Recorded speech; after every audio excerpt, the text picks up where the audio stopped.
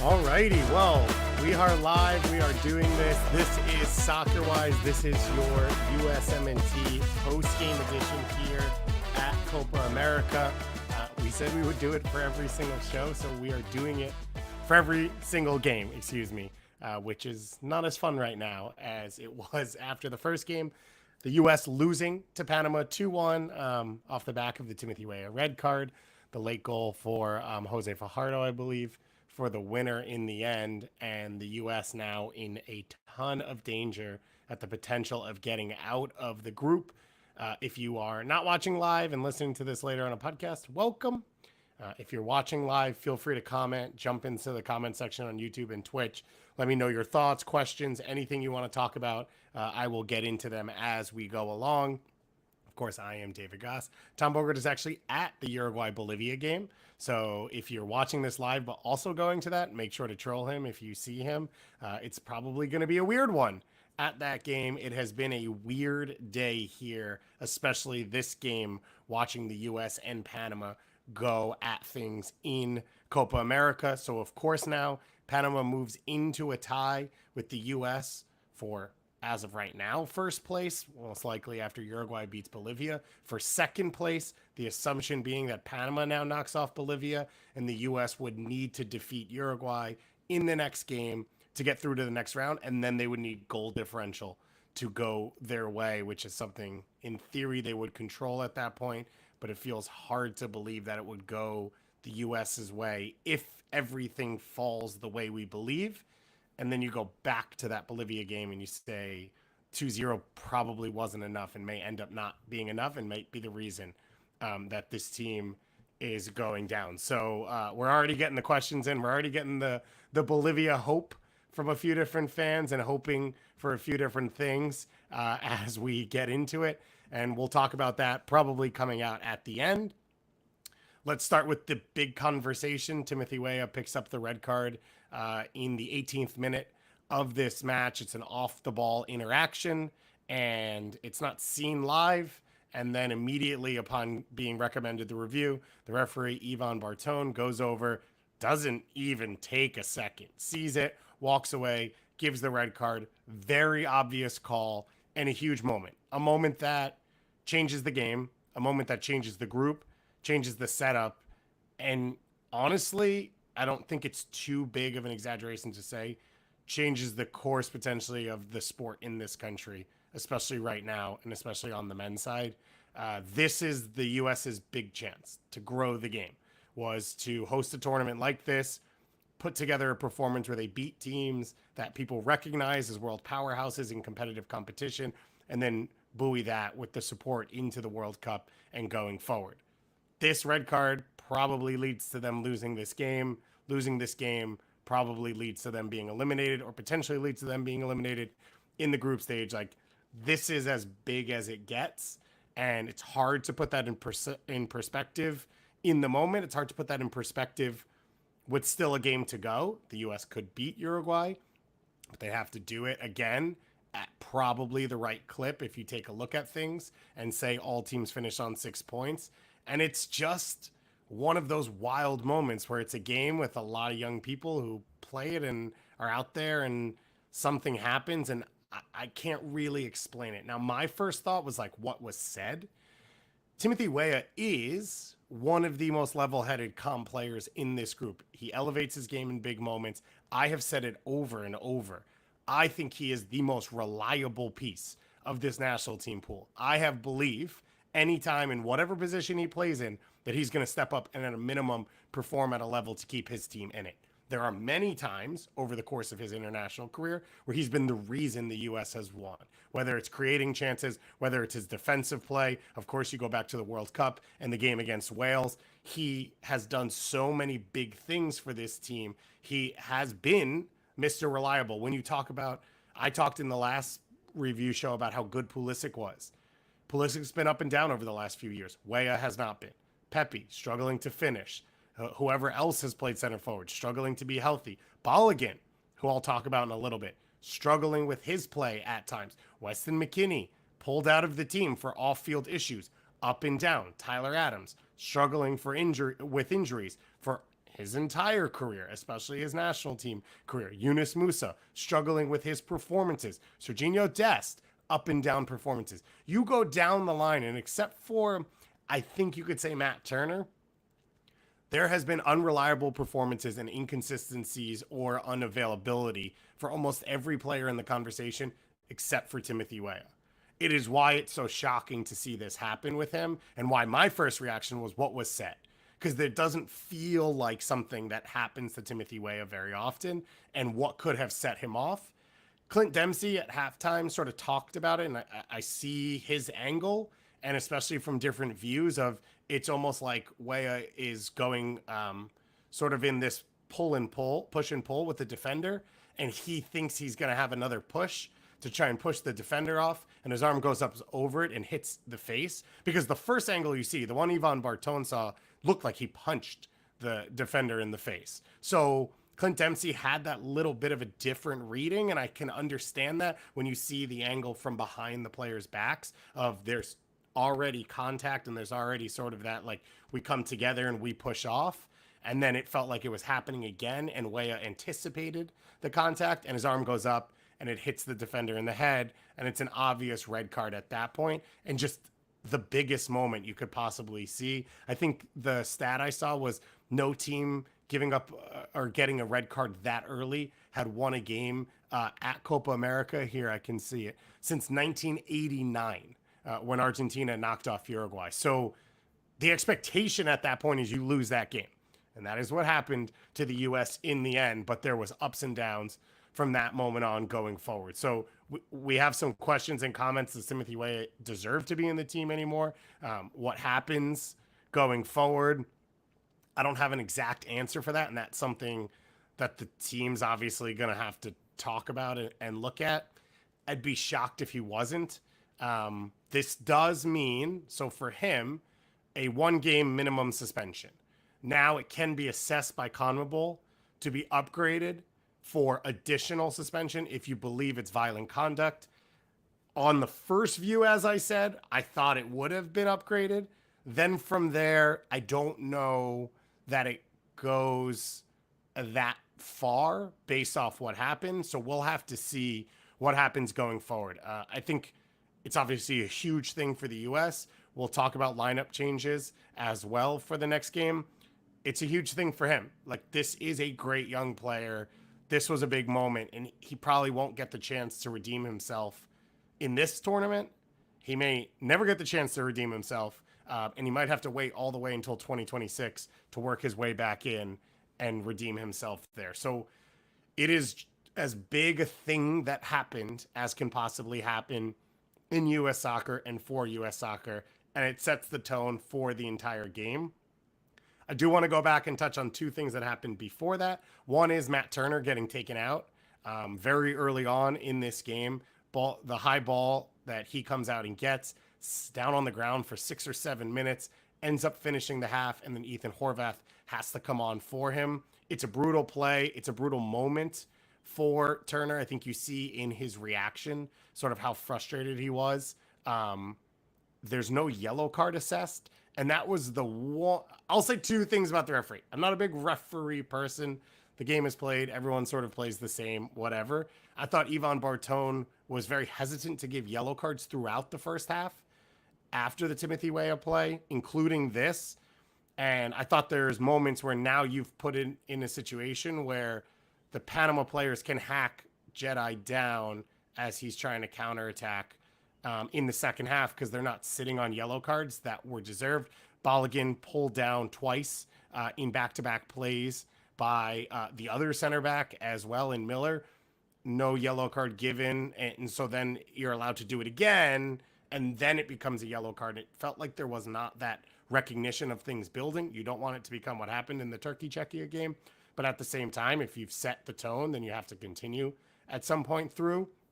And then at stoppage time, I thought was ridiculous.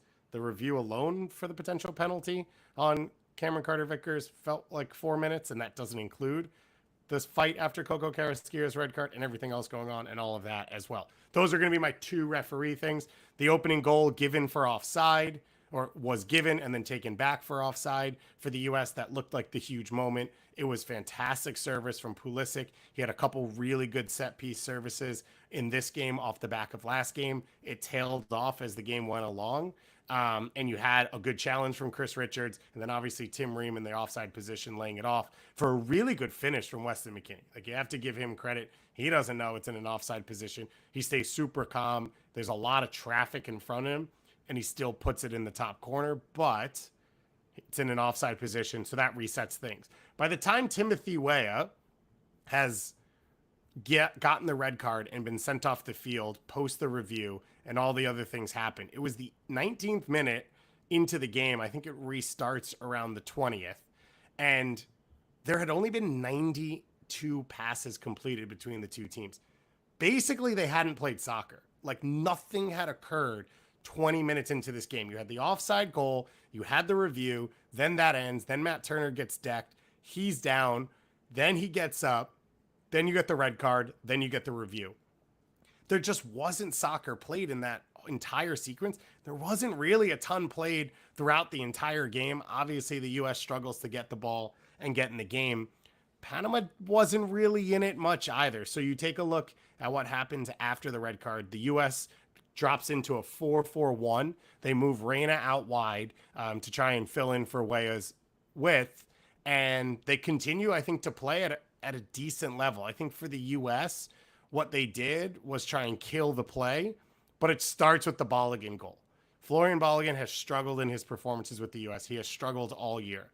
That goal is one of the great goals in U.S. men's national team history. The way he strikes it, the moment, the pressure. Now again, Copa America, you're down a man. What's the possibilities for this team? He takes a left-footed strike from the left side of the box. It loops over the goalkeeper's head to a point where the goalie basically pulls his hands away, thinking it's either out or he's not going to touch it. It kisses off the inside of the post and comes in. It is one of the all-time great goals in U.S. history. It's one of the best goals we're going to see this summer, both in the Euros and in Copa America. And it is a huge moment now for a player who scores in back-to-back games. And from there, he only elevated. He was phenomenal in the first half, turning defenders, holding up the ball, drawing fouls, resetting where the game is played, getting it higher up the field, doing all of that in a time when they completely, the U.S., dropped their line of confrontation, and Balogun is within 15 yards for large stretches of his center backs, just trying to cut off center backs for Panama that are stepping in possession and try and force the ball from side to side, or try and force the ball back to the outside. He was incredible in that first half. His touch was on point. His vision was on point. The ideas he had were at a really, really high level. And he was carrying the U.S. back into this game, keeping them alive, keeping them afloat, and especially with the goal. But I just think throughout, you take a look at the way he plays, and that's what you want to see from him going forward. The goal's a huge moment, and then 3 minutes and 36 seconds later, Panama equalizes on the strike from Blackman. When you take a look at the replay, the initial strike, Jedi blocks. It comes back into the Panamanian attacker. Blackman shifts it to his left foot. He takes the shot with Ream and Richards closing on him, and I think it bounces off the bottom of Richards down into the low corner, and Turner not able to save it. Even if it doesn't take a touch, you're talking about a shot that's coming out from under two defenders that I don't know that Turner ever really sees, and it sneaks into that bottom corner, and Panama equalizes, and that really is the heartbreaking moment. Now for the U.S., they see out the rest of the half pretty fine. Panama struggles to create chances. They start to get frustrated. The U.S. has their half chances. They start to take throw-ins long. Weston McKennie every single time getting up there. And the U.S. seems to be settled in, at least, heading into the halftime whistle. And then coming out, you get the substitutions, the one change for Panama. Fajardo comes in up top. That seemed like an obvious one in place of Guerrero. Guerrero hasn't really scored goals. The problem was Fajardo hadn't either, and I think the idea for Thomas Christensen was to put Guerrero in there to just work a little bit, make life hard for the U.S., and then bring Fajardo on late. Now you're up a man, so you bring Fajardo on much earlier. For the U.S., I think the idea made sense from Greg Berhalter, which was the only dangerous chance of the first half is a wing-back to wing-back ball where Murillo hits it over the full field Eric Davis, the left wing back for Panama, is able to get behind Reyna and Scally because they have that extra player out there. So Reyna is basically marking the winger. I believe Barcenas in that moment. Scally is pulled into one of the center forwards, and then Davis is able to get outside, and he tries to play a first-time ball. It goes across the 6. That is the real danger. The only real issues for the U.S. in that first half after the red card was that width. So for Greg Berhalter, he brings another center back on. He takes off Gio Reyna. He is able to push his fullbacks out to be wingbacks, and now you're able to mirror that shape for Panama. You also have to bring in Ethan Horvath in place of Matt Turner because of the injury. And then, as we've learned from the Bolivia game, Tyler Adams on a minutes limit. So now you have to use Johnny as a substitution for Tyler Adams. I think on the face of it, all of the changes make sense. The Horvath one probably forced. Not really anything else you're going to do. You're not going to bring on Sean Johnson at that point. I thought the Johnny one was a mistake in that I would have brought on Yunus Musa because Yunus Musa is, I think, the cleanest possession player for the U.S. And in a game where you're not really going to have a ton of the ball, you want that outlet. You want a guy who can either beat someone or at least play in and out of spaces to try and take it, or to try and create moments where you can find attack without having that additional player. He's also a foul magnet. When you play into his feet, he's not going to lose it. And if the other team is being aggressive, they are going to foul him a lot of the time. He is not as defensively sound as Johnny, but in this setting, you're creating a setup where everyone's sitting in and defending, so he doesn't actually have to do as much individually. It's a risk if you play him. Greg Berhalter chose not to do it. I thought Johnny was fine. This was not a knock on him. I thought he had a fine performance in this game.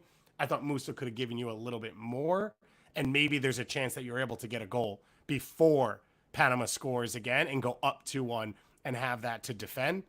And Cameron Carter-Vickers had a terrible performance here. He almost gives up the penalty. It's not a penalty. It's the right call. I don't know what he's doing off of his feet in that moment there. And I thought he struggled throughout. He struggled with his spacing of where to be connected. He was the middle of the back three of the center backs. He struggled, I think, to figure out how to organize and move players off. And I thought Tim Ream ends up doing a lot of that work, and Jedi ends up coming inside and defending over and over and over again to support his team. And he does so on a yellow card, which ends up being an issue as you go forward. And I think that a lot of that ends up being a lot of what the U.S. struggled with as they went along. So I agree with the idea of spreading your back line and having the ability to defend that width for Panama. I don't know that the individuals were the right pieces to do it. You could have brought Miles Robinson in this one. You could have left Ream at the middle of the back three so that he could be the one organizing. Either way, the U.S. was up against it with the red card, and they're not able to get that over that. And that's really the end of the game. The goal comes through just a chaotic sequence of play, chance after chance after chance in that moment. And then in the end, Panama's able to get the ball. It's a really well hit ball through the box into Fajardo's feet. Fajardo hits it off of Horvath. Goalkeepers that I know and trust say that he should have saved it. I'm not an expert there. I don't really go there. I understand the idea, which is if the keeper gets their hands to it, you believe they should save it. It's really close to Horvath. It's hit really, really hard because it's clean off that volley with pace. It's one of those moments where if he saves it, he saves his team and he keeps them alive and he changes everything. He doesn't. I'm not going to say that they lost this game because Ethan Horvath doesn't make that save. It is a shot from 8 yards away in a sequence of play that is chaos anyway, and that the U.S. probably should have conceded a goal in that whole thing. It follows up the best U.S. chance of the second half, in which Jedi plays that long ball into Pepe. Pepe really intelligently flicks it off into space for Weston McKennie. I'm thinking Weston McKennie is going to pull it back, try and play a first ball back to whoever's charging on and attack from there. Weston McKennie makes special things happen. He gets his shoulder down. He's able to ride the defender. He clips the ball to the far post. Pepe's backtracking at the far post, and it's just a little bit too far for him to get over it, and he heads it down into the ground. The best chance the U.S. created. It shows you the quality in all those players. It shows you some of the work rate in all those players. Just not able to get over the line. And then similar to the first half where you get the goal and you give up the goal, another heartbreak there where you give up the goal once again. Late on, Coco Carrasquilla, the red card for hacking down Pulisic, a dangerous moment, a clear red card. The fight all comes out after it, and the U.S. doesn't really do anything with that free kick. Weston McKennie gets fouled, and then you get the second best chance of that second half, in which Pulisic floats the ball to the far post. Chris Richards not able to get over that one as well. It ends up being a soft header over the crossbar, and that's really it for the U.S. In this game. So heartbreaking stuff for the U.S. The group was set up very oddly because you have a Bolivia where you want to say, oh, it's easy, you get to beat Bolivia. It also means the margins are thinner because if everyone's going to beat the same team, those are the next two games. I said it coming out of the last game. Me and Tom talked about it today. This was the biggest game the U.S. was going to play in this Copa America, because this was going to be the game that decided whether or not they got out, and they ended up not getting the performance that they needed in that game. So a heartbreaking one for the U.S., a heartbreaking one for Timothy Weah, and at this point, this team has to try and rebound in the next game against Uruguay. Honestly, I wouldn't even be shocked if the U.S. won that game. I guess from there, you talk about that goal differential, where Panama's in a spot where they kind of know they can beat Bolivia by enough goals, they protect themselves, and they're going to go out and try and do it. They are not a high-scoring team. They are not a super dangerous team. Let me take a look at Panama's last few performances, and I think some of these are a bit more clean to Bolivia, because you're talking about teams that are a bit more similar. They beat Montserrat 3-1 in World Cup qualifying. They beat Guyana 2-0 in World Cup qualifying. They lost to Jamaica 1-0. This is going to be a game in which they play without Coco Carrasquilla, who is the best player on this team. Fajardo got the goal. It was Blackman's first career international goal. It just feels hard to think that if a Bolivia team that loses tonight has nothing to play for, that Panama's not going to be able to get enough. But it will be something to watch for as you go forward and as you take a look at that game. Let me skim through the comments here. KY717 says, Weah is lucky that our other wingers are bad.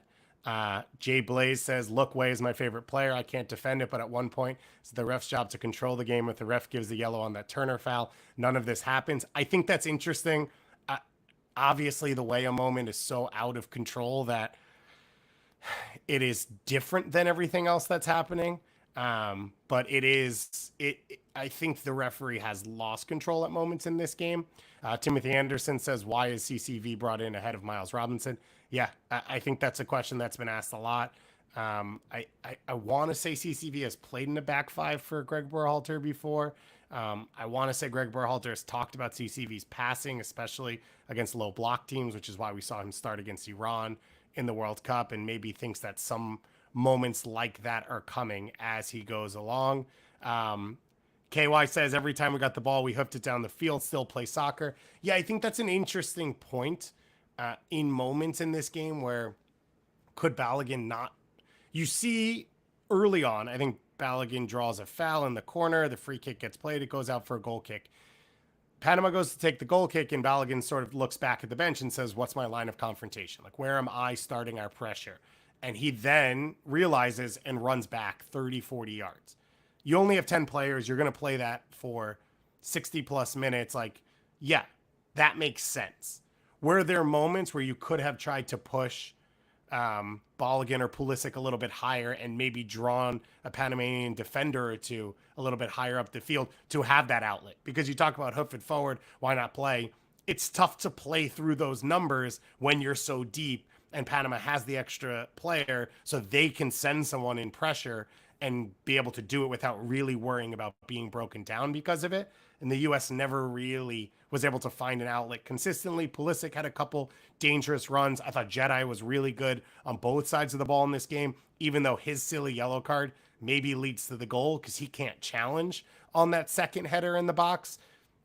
But either way, you're giving up a PK if you commit a foul there. So if you believe you have to challenge there, you have to challenge there. And it's just a tough moment. I keep going back to the amount of pressure that's coming in that moment because I think it's relevant in that you're scrambling and you're out of position and it starts to become a putting out fires. And I think that's where you get lost in hoping to not give up a chance. FP Din says, here I was hoping to beat South American teams and we lose to Panama. Yeah, fairness. The U.S. beat Bolivia, which is a CONMEBOL team, as Midnight Surgery says. I don't know that that's the one people were talking about. Listen, you've got a shot against Uruguay. Either way, that is a world-class team. That is a champion, a Copa America winning contender. That is a team with a lot of pieces in it that are some of the best in the world, that win Champions League with Real Madrid, that contend for Premier League titles with Liverpool and all these other pieces. Go there and win that game. Like, that's kind of the basic point right now for the U.S., and that's really as far as you can get, is like, go out there, win that game, have that moment in your back pocket, and like there's no point showing up if you don't. Flannery Media says, really think we saw how much of Gigi's game model revolves around Tyler Adams being able to do Tyler Adams things. I think that's an interesting point. Tyler is so special in what he's capable of that it's hard to not have a lot of it based around him. Even you watch that first half, after the U.S. goes down a player, Tyler Adams has one or two mistakes in possession, but 3 or 4 moments where he wins the ball or intercepts a pass or gets a body on an attacking player where he shouldn't. Like, you're watching the spacing of the play and you're like, oh, that's a connected pass, and he jumps it and is able to pick it up and go forward. So I understand the complaints there, and there hasn't really been a contingency plan created for him to be out in games that you are against the ball. With the ball, obviously, it seems pretty comfortable that Greg Berhalter will put Musa in and play in that spot. So without it is the real question mark, but he's just not replaceable in this team because I think the things he does, he's world class at. And those are not really replaceable as you go along. Egg here, glad you and Tom were back on the mic. I appreciate this. The game was rough, but for many minutes after the red, we still felt like contenders. That's the silver lining I'm seeing going into Uruguay. I think that's fair. Like, I think I felt the same way as this game runs along, which is if the U.S. draws this game, a tie against Uruguay gets them through. And it felt like these young players in a young team in a moment that I can't remember the U.S. really being in this generation, they were up for it. And they were really clean in their structure. They won a ton of 50-50s. They were physical. They were aggressive. They didn't go over the line outside of the CCV slide tackle thing, which was a ridiculous moment. It felt for 30 or 40 minutes like this was going to be a rallying point for this U.S. team. And then you get the loss, and now you might be out really with no more control over what happens. And so I think it's fair to take that silver lining. We are unfortunately past silver linings for this group. This is a 2-year stretch that is unprecedented in U.S. men's soccer history. This is a 2-year stretch, as I said at the beginning, to change the perception of the game, to change the reality of the game, both for yourselves, for these players, right? If the game grows, they grow. If this national team grows, they grow. The opportunities they'll have to win things with this group is what athletes want to do with their entire lives, and it feels like they are on the verge of it. All of that goes away. And so I think the conversation around Copa America was, all right, enough silver linings and enough trying to create fake connections of like, well, the U.S. beat Jamaica in a Nations League semifinal. Jamaica is capable of this. This person plays here, so the U.S. is this good. You were supposed to take all that off the board and straight up be able to say the U.S. is this good in the world because they could beat these teams and they couldn't beat these teams, and this is where you sit right in between, or go all the way to a final and say that the U.S. is in a conversation at the top of everything. That doesn't really seem like it's going to be the case right now. The question's any chance that Bolivia beats Panama. I would be shocked by it. It wouldn't be the most absurd thing that ever happened, but it would be close. And I guess at some point, everyone's got to go figure out if they can find a Bolivia flag. Obviously, the Bolivian national team going through a lot right now with the attempted coup down in Bolivia. It's just chaotic stuff that they are going to attempt to play through. They will be going into that game if they lose to Uruguay as expected, already eliminated with all of that going on in their home country. And I think really, really rough. For that next game, my expectation would be that Weah gets put in Weah's position and that you probably bring Musa into the starting lineup in place of Weah. And that's your setup in the midfield 3. I don't know any yellow card suspensions off the top of my head right now as trying to deal with all of it. So my guess would be the back 5 remains the same. I thought Joe Scally was pretty good in this game alongside Jedi. I thought Chris Richards was fine. I thought Tim Ream was fantastic. throughout. Matt Turner's your starter if he's healthy. If he's not, it's Ethan Horvath. Clearly, they are going to start Tyler Adams if they can and play him for as many minutes as he's available for, even if it's just the 45. Weston McKennie, as I said, I thought the finish was really composed. Thought the chance he created for Pepe was special. That's what he's capable of. It was a tough night for Christian Pulisic. I think it was mainly a tough night because of the red card and because of the way the game played. He could have had a special moment or two. His set piece service, as I said in the first half, was on point, like phenomenal. The way that first one served in for Chris Richards, the second one he serves in on the top of the 6 for Weston McKennie, who then nods it along and just misses that far post. Those were really, really good moments. And I thought Pulisic came inside and tried to find the game. So it's a tough one to see. It's a tough one to look through. I think one of the comments here is a good one, which is, I wish we could appreciate the first goal more. It was so good. As I said, one of the greats. Like, I talk about U.S. men's national team goals, and I think you talk about the goal against Iran, the way McKennie clips that ball up to the far post. It's brought across. The finish from Pulisic, not as pretty. I always go back to the Benny Feilhaber volley against Mexico as, like, to me, that's sort of the peak of U.S. men's national team goals. But Jermaine Jones' goal against Portugal in the 2014 World Cup, that perfection on the curve and the way it hits the inside of the post. Clint Dempsey's had a couple in his career that were pretty special and pretty big moments. Landon Donovan, of course, as well. The goal against Slovenia that he puts in the top corner is one of the great finishes in U.S. history. But I think this Balogun one's in a conversation with all of those, and it's in a big moment. Unfortunately, we can't celebrate it the way we'd like.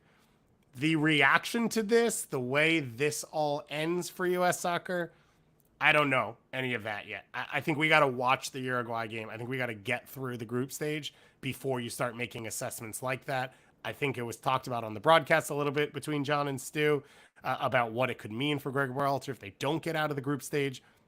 He hasn't really been back in the job that long, so it'd be a bizarre circumstance to see him not continue after this one. But Mexico's about to fire their coach most likely if they lose in the group stage, because they are under the gun in terms of timing going into the World Cup, and the U.S. is under the same time frame. Canada just hired a new coach a month and a half ago because they are under the same time frame.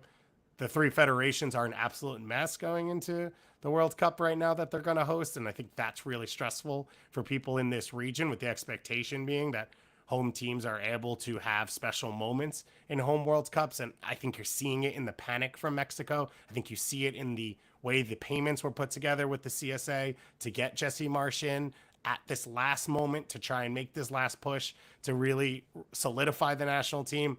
And so, yeah, I think if this World Cup or this Copa America goes poorly, there's going to be reaction from the U.S. and USSF, but I don't know exactly what it looks like going forward. All right, that's all for me here. Thank you to all of you for joining. Thank you for all of you for your comments and being there. Anyone who's a U.S. fan, I know it's a tough one, and I get it. So thank you for listening, and thank you, hopefully, feeling some sort of engagement. The Discord was awesome all game, just to be watching with people and having people going through similar situations. So if you don't subscribe to the Patreon, go do that, because my next show is going to be the weekend recap.